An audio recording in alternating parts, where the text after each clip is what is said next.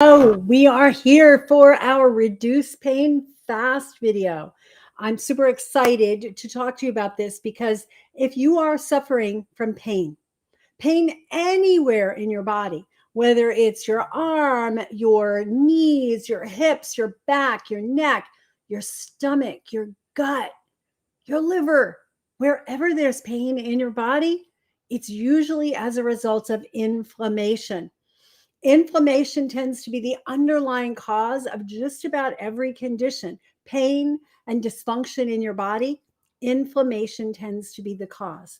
So, today we're going to talk about the foods you absolutely must eat in order to get that inflammation under control, in order for your body to have the right raw materials to keep the inflammation under control, which means improved function, less pain, and you get to be happier and live a better life. So I'm Dr. Rita Marie Loscalzo, and I'm super excited to be sharing this information with you. Welcome back. And we are going to go into some detail. Not as much detail as I tend to go into with my nutritional endocrinology students, because we can have a 3-hour talk on the biochemistry of inflammation, which I've done, by the way. But what I want you to understand is how these foods affect you, how eating these foods can turn your pain around, and how avoiding some other types of foods can help you to get your pain under control, to get your body working properly, to get your health feeling like it should be, so that you have the energy and the stamina and all the things you need to live a healthy, happy life, to do the fun things that you want to do. So let's just jump right in and start talking about what is the dysfunction, the underlying dysfunction or dysfunctions, let's just say there's never just one cause, that create a problem with inflammation, and what kind of foods you can choose in order to turn that around. Now, I could talk about this stuff for hours and days. And what I want to give you is some takeaways, some really important takeaways to help you get the inflammation under control. So let's just talk about fats. I'm going to talk about fats, and you're like, fats, they're evil. Or you're saying, fats, those are great. What is it about fats that make them considered evil or great? Well, fats are important building blocks of the body. They're important for the structure of the brain, the sheets that surround the brain, the sheets that supply or surround the nerves that connect the brain down to every other part. So we need to have good fats in the diet. We need to be avoiding fats that are not good for you. So you might have heard the concept of omega-3 and omega-6 fatty acids. I'm sure that you can Google it or do a search on YouTube and find lots of information about them. But I'm going to share with you how they connect to your pain, how the right kind of fats can affect the improvement of your elbow pain, your joint pain, your knee pain, your hip pain, and the pain in your stomach. All of these pains, regardless of where it is in your body. So let's talk fats, omega-3 and omega-6. Omega-3s tend to be anti-inflammatory, which means they help you break down inflammation. I'm sure you've heard of anti-inflammatory medications, non-steroidal anti-inflammatory medications, steroids for inflammation. These are very, very common drugs that are used to control inflammation. But what if instead of taking a drug, which can throw off the balance and have side effects, you're able to take foods to support these anti-inflammatory pathways and to drop down or negate the inflammatory pathways? Well, I'm here to tell you that that's absolutely possible. When we look at the fats, we look at omega-3, omega-6. Those are called essential fatty acids. What does that mean? It means that the body must have them in the diet because it can't make them.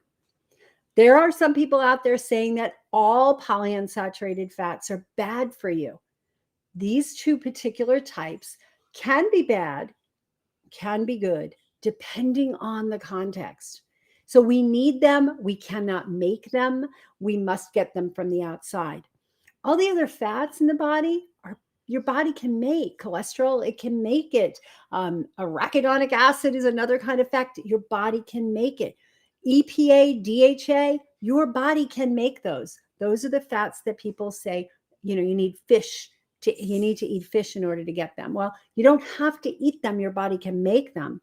But if your body doesn't have the right building blocks, the right omega-3 and 6 precursors, the short chain omega-3s and 6s to convert into EPA, DHA, and GLA, you're not going to be able to control those inflammatory pathways, right? So we need those. Plus, what we need are the nutrients that help us to create those.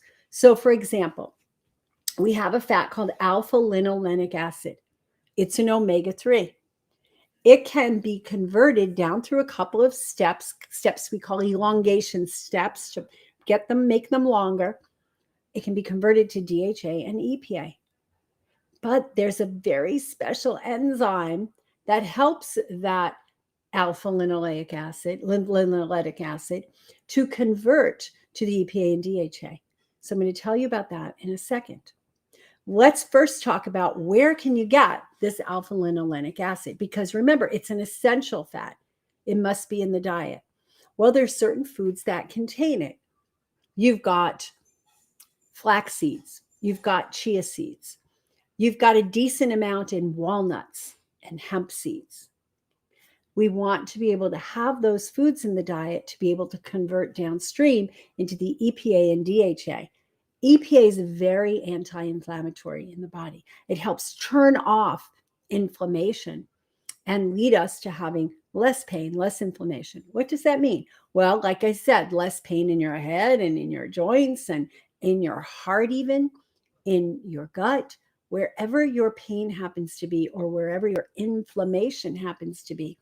Very good for getting it under control. In fact, there's lots of studies that show that with like omega-3s like DHA and EPA, which you can be found in fish oil, some people in order to get their heart working properly and get the inflammation down may need 2 or 3 grams of that, whereas the RDA is considered to be something like 0.65 grams. Okay, so 650 milligrams is what that would be. So this is an important concept to have, right? That we can eat foods that lead to our body making its own anti-inflammatory chemicals. And that's what we need in order to be healthy. That's what we need to get the pain and get the pain to go away fast.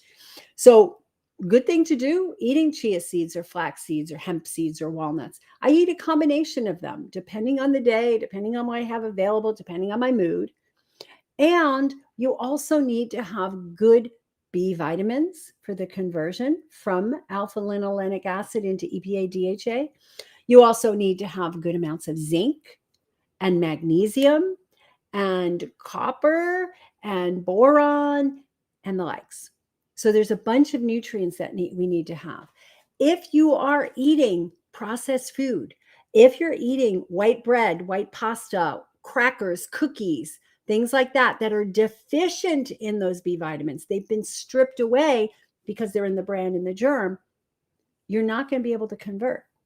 And you're going to be eating all this flaxseed and chia seed and hemp seed and not be able to make any EPA or DHA. Now, you can get around that by eating fish or a wild edible called purslane or algae, because those are all good sources of EPA and DHA. Or you can do both that and make sure that your body is doing the conversions properly. Because guess what? Those vitamins and minerals are important not just for this inflammatory pathway. They are important for your body in general to be healthy. They're important for detoxification. They're important for thyroid function. They're important for all your hormones.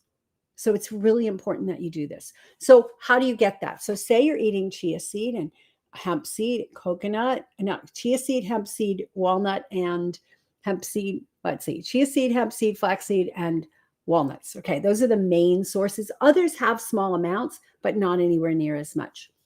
So I gave you a little hint because I had a little slip of the tongue. There's one food that also helps with that conversion and helps to increase that conversion by up to tenfold from alpha-linolenic into EPA-DHA, and that's coconut. There are a couple of fatty acids in the coconut. One is called myristic acid, and the other one is called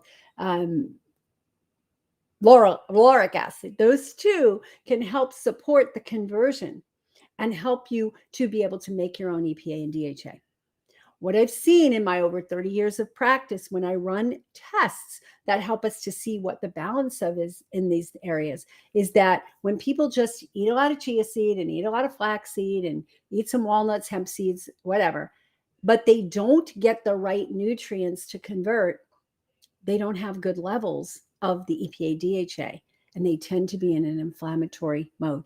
There's a bunch of tests that you can do that you can tell what the status is, fatty acid type tests. There's tests from like functional labs like Genova. Even Quest Labs does some of these tests, although the handouts are not as pretty. The reports are not as easy to understand. So it's important that you do this. So, okay, so you've got the chia seed, flaxseed, hemp seed, walnuts, but you're not converting. What do? Well, you need those nutrients. Where do we get our B vitamins? We get them from whole, fresh foods. So lots of them are in the green leafy vegetables. There's a lot of them in the sea vegetables, a lot of them in sprouts, right? A lot of them in the rainbow kind of vegetables that you need to be eating, should be eating on a regular basis if you want to get inflammation under control. It's not enough to just say, oh, well, my doctor gave me a pill, I'm on an anti-inflammatory. Because what happens is the anti-inflammatories actually hurt your own natural inherent pathways for getting this under control. So far we have a handful of foods that you can eat to help support your body with getting rid of the inflammation and getting rid of the pain and dysfunction. Chia seeds, hemp seeds, flax seeds, walnuts, fish, fatty fish, deep ocean fatty fish, purslane, a wild edible, algae, which most people don't eat enough of. But we also have coconut to help support that. So we have those foods. Now, what if we want to support the omega-3s? Well, omega-3s tend to be easily supported in our diets, but a lot of times we don't convert, again, elongate down to one called GLA. And GLA, gamma linoleic acid, is a longer chain, kind of like the equivalent of EPA is to your short chain omega-3s. This is to your short chain omega-6s. Okay. So what I want to do is look at what can you be doing in order to support that. So I have these really cool pictures that I shared in a presentation I did for health practitioners. If you want to get a copy of that, just type in the chat below and we'll be able to send you a link so that you can get this. It's a beautiful presentation. It lasted about 2 hours and it really supported all the nutrients and the pathways and was really very helpful.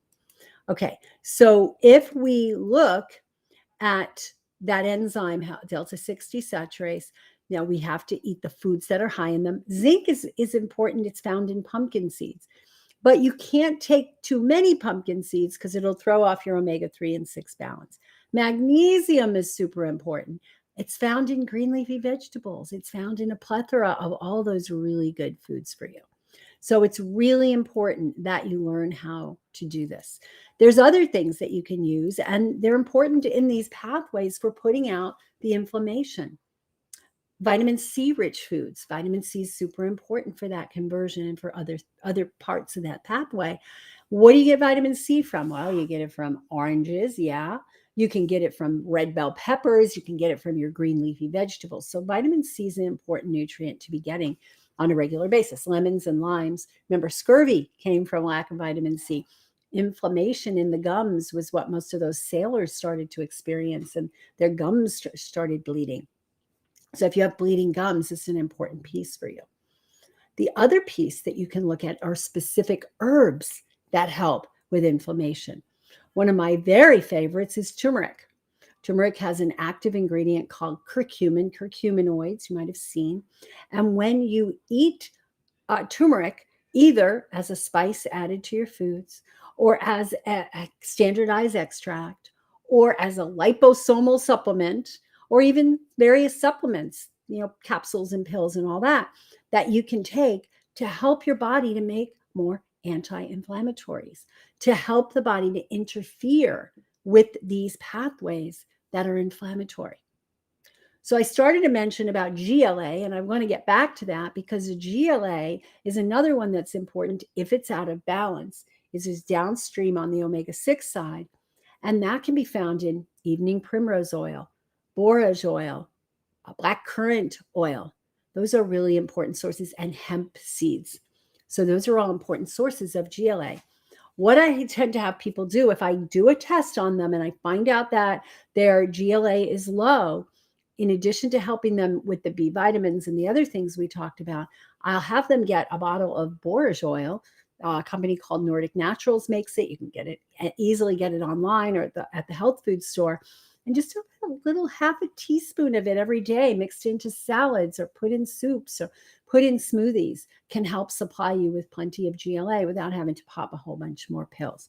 So those are important. The other thing that's super important is ginger. Ginger is such a great anti-inflammatory, and it's so great for pain relief. I had a person I was treating years ago for low back pain.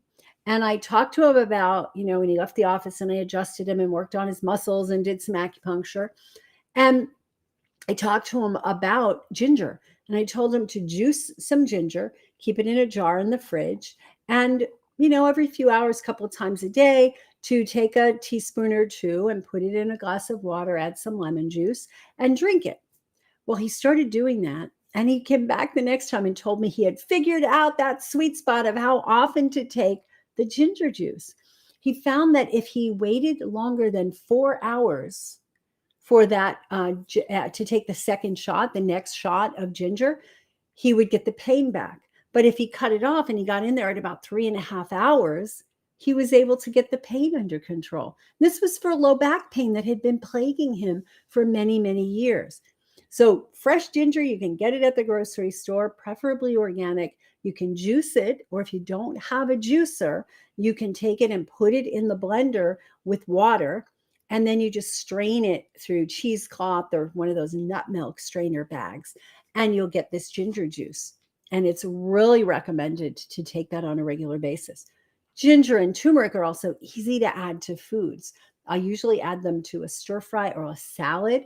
Have one of my favorite salads where I take seaweed. I love aramay seaweed, and I soak it up, and I take my taki mushrooms, which are another really good food for the body, and I mix them together, and then I shred up my ginger and my turmeric, and I put it over it, and I put a pinch of sesame oil, and voila, delicious. I could add some flax oil to that to add some more omega-3s. So these are some of the things that you can be eating and doing on a regular basis in order to get your inflammation and pain under control. Several years ago, I did a course. I called it Eat Your Way Out of Pain. And Eat Your Way Out of Pain was talking about exactly what we could do in order to get the pain and inflammation under control using the power of food, right? Using the power, the magical power of food. And it's very, important that you make sure that you're getting enough of these foods and that you're not eating the foods that hurt. So which foods hurt?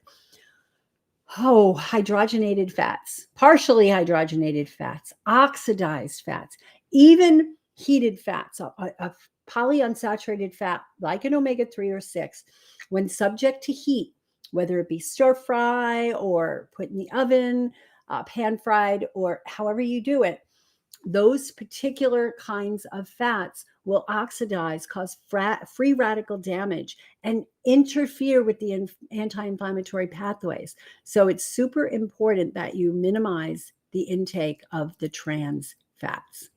Okay, so other foods that are anti-inflammatory, there's an herb called boswellia that's super anti-inflammatory. In fact, I've had people who took boswellia in the form of frankincense or boswellia tincture, and they have actually reduced the bleeding and the inflammation from inflammatory bowel disease like Crohn's disease or ulcerative colitis. Okay, super important. There's a lot of studies. If you go out and type boswellia and inflammation, you're going to find a lot of studies. You can use it for joint inflammation. You can use it for internal inflammation. So super, super important stuff. Okay, what else? Keeping your blood sugar under control is super, super important. When you can keep your blood sugar under control, you get the right perfusion to the areas that are inflamed. And if you add keeping your blood sugar nice and balanced, and you add to that all these great foods and nutrient support for these pathways, that's where you get really, really good in results when it comes to pain. So let me do a quick summary. So you are here because you saw Get Rid of Pain Fast. You want to get rid of pain fast. And sure, you can take a narcotic and get rid of pain fast. No doubt about it. But it's just going to come back. And it actually may hurt the pathways that you've got in your body inherent.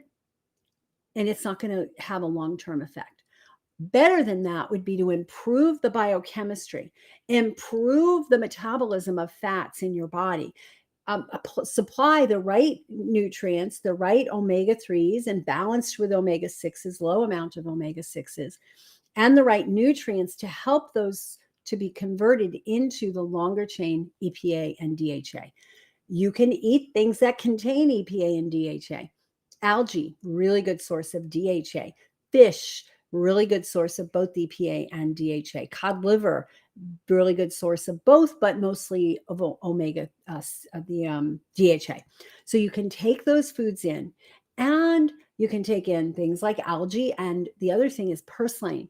You may not have ever heard of it, but it has this kind of citrusy flavor. It's green, and you can get it at the farmer's market. Then you can add to your foods these amazing herbs like ginger and turmeric. You could take a tincture of something like the boswellia to help you get your pain and inflammation under control.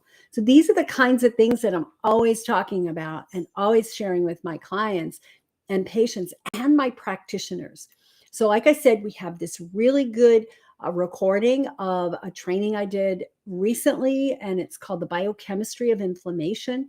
If you really want to get your pain and inflammation under control, protect yourself from heart attacks and strokes and autoimmune diseases, I encourage you to check it out and to really look at what you can do to take charge of your health.